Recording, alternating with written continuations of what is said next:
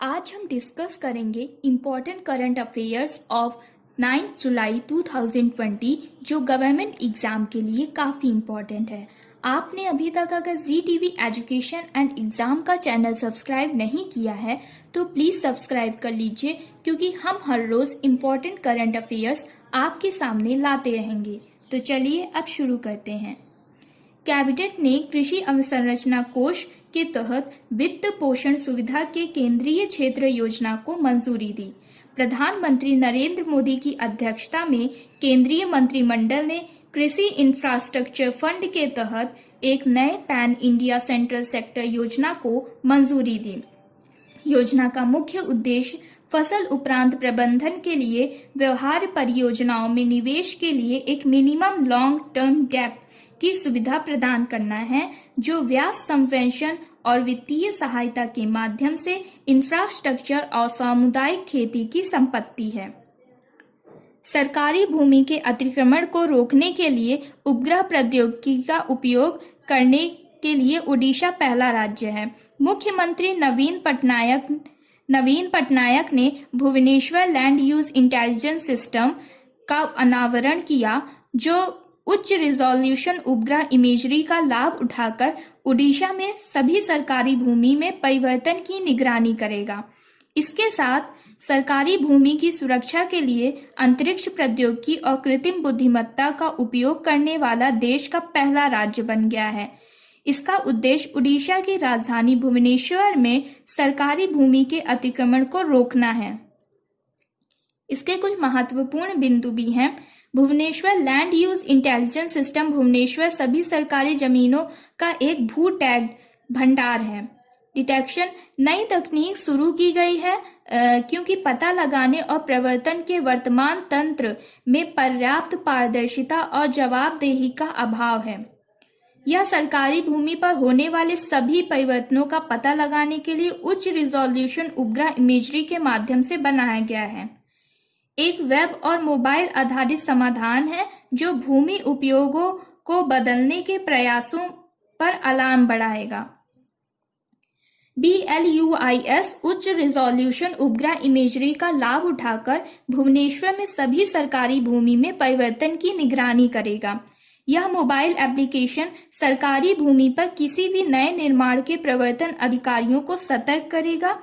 आवेदन पर GPS प्रवर्तन कर्मचारियों को सटीक स्थान पर मार्गदर्शन करेगा और प्रवर्तन के साक्ष्य आवेदन पर भू टैग किए गए चित्रों और वीडियो के रूप में अपलोड किए जाएगा। प्रकाश जावड़ेकर ने जलवायु कार्रवाई पर मंत्री स्तरीय के चौथे संस्करण में भाग लिया। 7 जुलाई 2020 को ministerial on climate action MOCA नामक अंतर्राष्ट्रीय बैठक का चौथवा संस्करण आयोजित किया गया, जिसकी सह अध्यक्षता यूरोपीय संघ, चीन और कनाडा ने की। भारत से केंद्रीय पर्यावरण, वन और जलवायु परिवर्तन मंत्री प्रकाश जावड़ेकर ने भाग लिया। MOCA जो 2017 से सालाना आयोजित किया जाता है, वस्तुतः चल रहे कोविड-19 महामारी को देखते हुए पहली बार आयोजित किया गया था। इसका उद्देश्य संयुक्त राष्ट्र framework convention on climate change के तहत पेरिस समझौते के संबंध में देशों द्वारा निरंतर जलवायु कार्रवाई सुनिश्चित करना और उसी के लिए आर्थिक सुधार और राजनीतिक प्रतिबद्धता को संरेखित करना है।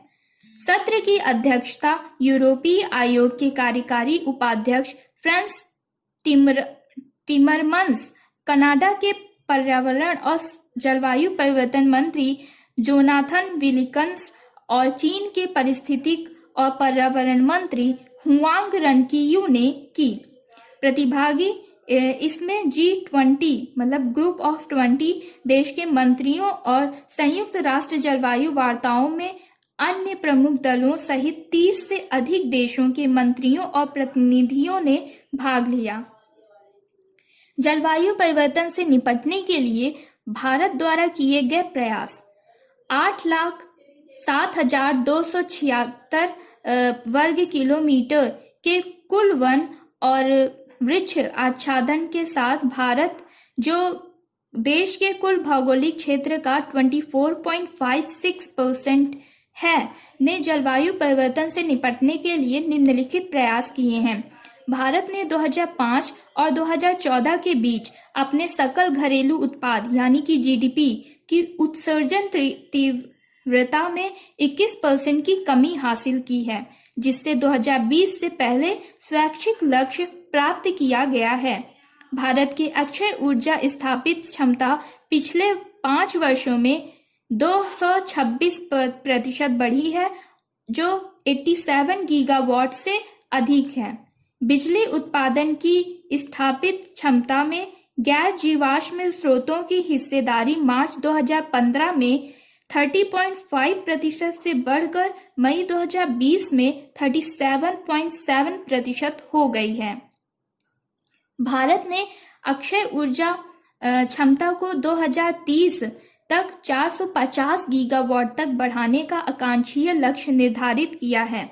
ग्रामीण क्षेत्रों में उपलब्ध 80 मिलियन एलपीजी तरलित पेट्रोलियम गैस कनेक्शन उजाला योजना के तहत 360 मिलियन से अधिक एलईडी बल्ब वितरित किए गए हैं, जिसके कारण प्रति वर्ष लगभग 47 बिलियन यूनिट बिजली की बचत हुई है और प्रति वर्ष 38 मिलियन टन कार्बन डाइऑक्साइड की कमी हुई है। क्लीनर ईंधन की दिशा में भारत का प्रयास। भारत 1 अप्रैल 2020 से भारत स्टेज 4 से भारत उत्सर्जन मानदंडों में स्थानांतरित हो गया है, जिसे पहले 2024 तक अपनाया जाना था। भारत ने 400 रुपये प्रति टन की दर से कोयला उपकर लगाया था, जिसे अब वस्तु एवं सेवा कर जीएसटी के तहत जीएसटी क्षतिपूर्ति उपकर के रूप में लिया गया है। कोयले के खपत को कम करने के लिए कोयला उपकर लगाया जाता है ताकि इसकी लागत बढ़े। अंडर स्मार्ट सिटीज मिशन अपनी तरह की पहली पहल शहरों और शहरी भारत के लिए एक स्पष्ट रोड मैप प्रदान करने के लिए climate smart cities assessment framework 2019 शुरू किया गया है। यूएसआईडी एमएनआरई ने स्वच्छ ऊर्जा विकसित करने के लिए नई साझेदारी की घोषणा की। अमेरिकी एजेंसी फॉर डेवलपमेंट मतलब यूएसएआईडी द्वारा एक नई साझेदारी की घोषणा की गई।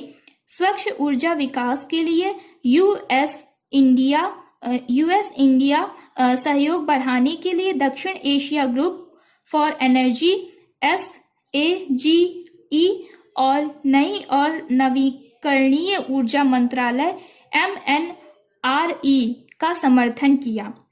MNRE सचिव इंदु शेखर चतुर्वेदी और यूएसआईडी की एशिया के लिए उप सहायक प्रशासक जेवियर पिदरा ने US India strategic energy partnership की बैठक के अनुसार साझेदारी शुरू की।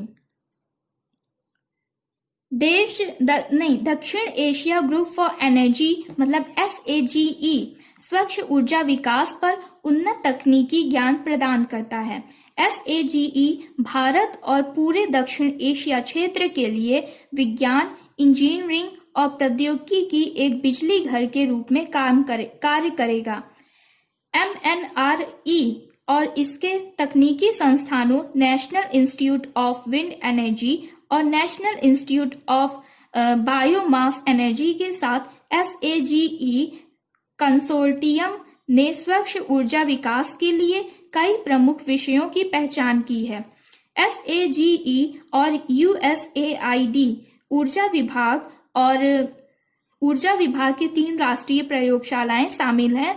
लॉरेंस बर्कल राष्ट्रीय प्रयोगशाला, राष्ट्रीय अक्षय ऊर्जा प्रयोगशाला और प्रशांत उत्तर पश्चिमी राष्ट्रीय प्रयोगशाला। भारत डायनामिक्स लिमिटेड DRDO के साथ आकाश मिसाइल वेपन सिस्टम के लेटों पर हस्ताक्षर करता है। 6 जून 2020 को भारत डायनेमिक्स लिमिटेड BDL ने रक्षा अनुसंधान और विकास संगठन defence research and development laboratory के साथ भारतीय सेना वेरिएंट के आकाश मिसाइल वेपन सिस्टम के लिए लाइसेंस समझौते और प्रौद्योगिकी हस्तांतरण मतलब LATOT पर हस्ताक्षर किए। इस समझौते पर DRDL के निदेशक डॉक्टर दशरथ राम और BDL के उत्पादन निदेशक P राधाकृष्ण ने हस्ताक्षर किए। इसके महत्वपूर्ण बिंदु हैं मयंक द्विवेदी और director of industry interface and technology management के निदेशक अरिजीत के प्रोजेक्ट डायरेक्टर अरिजीत चौधरी, आकाश प्राइम के प्रोजेक्ट डायरेक्टर BDL के कार्यकारी प्रबंधक और महाप्रबंधक ने भी वीडियो कॉन्फ्रेंस के माध्यम से भाग लिया। आकाश मिसाइल को DRDO द्वारा डिजाइन और विकसित किया गया है और BDL द्वारा निर्मित किया गया है। भारत इलेक्ट्रॉनिक हाईटेक आकाश मिसाइल प्रणाली के राजेंद्र चरणबद्ध सरणी रडार का उत्पादन करता है। आकाश भारत में निर्मित पहली मध्यम श्रेणी को सरफेस टू एयर मिसाइल है जो कई दिशाओं से कई लक्ष्यों को संलग्न कर सकती है। यह मिसाइल 18 किलोमीटर की अधिकतम ऊंचाई का लगभग 860 मीटर प्रति सेकंड की गति से उड़ती है। 30 किलोमीटर की दूरी पर जेट, ड्रोन और हवा से सतह मिसाइलों जैसे हवाई लक्ष्यों को आकाश का उपयोग करके लक्षित किया जा सकता है। और पांचवा, मिसाइल को टैंकों और ट्रकों जैसे मोबाइल प्लेटफॉर्मों से लॉन्च किया जा सकता है। अबाउट BDL भारतीय सेना के आकाश हथियार प्रणाली के लिए लीड इंटीग्रेटर है। अध्यक्ष और प्रबंधक है इसके सिद्धार्थ मिश्रा और इसका प्रधान कार्यालय हैदराबाद, तेलंगाना